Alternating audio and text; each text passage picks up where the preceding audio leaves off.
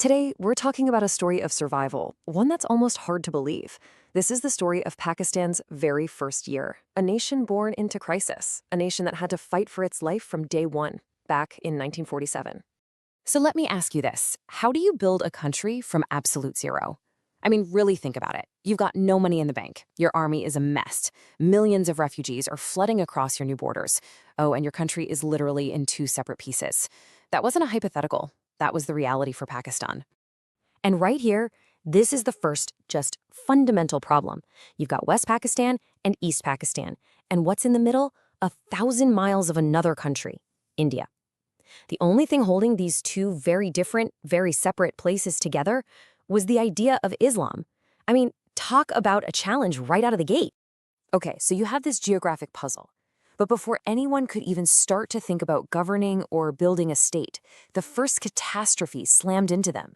A human crisis on a scale that was just unimaginable. 17 million people. Just let that number sink in for a second.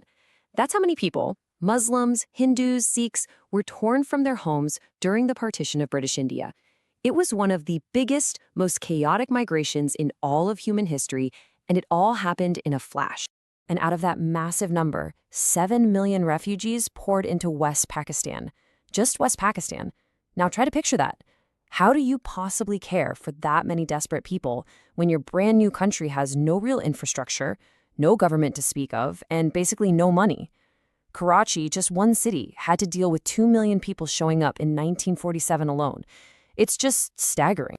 And yeah, this was not some orderly, peaceful move. This quote really gets to the heart of the horror of it all.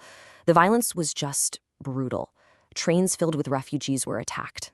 There were these awful revenge killings happening on both sides of the border. This went way beyond a logistical problem. This was a human tragedy, plain and simple. So you've got this massive humanitarian disaster unfolding. And on top of that, Pakistan is trying to get on its feet with what you could call a seriously unfair inheritance.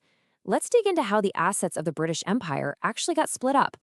Okay, so on paper, Pakistan was promised 750 million rupees. That was supposed to be its share from the treasury of British India. And, it sounds like a decent amount of money, right? But remember, this wasn't just pocket change. This was the startup capital for an entire country. But here's the catch, and it's a big one. They were promised 750 million. But what did they get at first? Only 200 million. India held back the rest. Why? Well, they were worried Pakistan would use the cash to start a war over Kashmir. It actually took Gandhi stepping in and putting pressure on the Indian government before they finally released another 500 million. And the money problems were just the beginning. Look at the industrial split. It's just as bad, if not worse. Pakistan got only 10% of the factories and businesses and barely 6.5% of the skilled industrial workers. So what you had was a country that was all farms, with almost no ability to actually make anything. All right, what about the military? Well, there was a set formula for how to divide it up. It came out to about 64% for India and only 36% for Pakistan. So right off the bat, Pakistan is getting just a little over a third of the army and all its equipment. And even that 36% they got, it was in seriously rough shape. The new Pakistani army had a huge leadership problem, not enough experienced officers. They actually had to hire British officers just to keep things running. And get this, the factories that make the bullets and guns? All 16 of them were in India. Pakistan got 0. The gear they did receive was often just old, used-up junk. So let's recap, right? You've got a massive refugee crisis, an empty bank account, and an army that's barely functional. It's a perfect storm. And it's all happening right as the country is facing huge, immediate threats to its very survival. And a lot of these threats came from how the new borders were drawn by this British commission, the Radcliffe Award. 2 huge fights came out of it, the battle for Kashmir and the fight for control over the water, the very rivers the country needed to survive. Okay, Kashmir.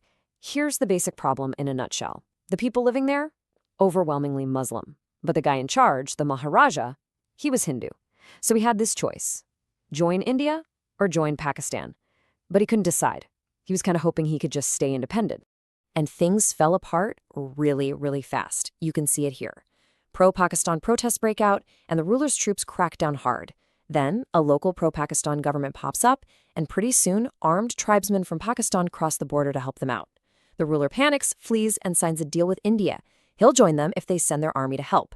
And just like that, you've got the first India-Pakistan war. It ends in a ceasefire brokered by the UN that basically split Kashmir in two, a division that's still there today. And while all of this is going on, another crisis is brewing. Remember those borders drawn by the Radcliffe Award? Well, they gave India control over the sources, the headworks, of the canals that were the lifeblood for farming in West Pakistan.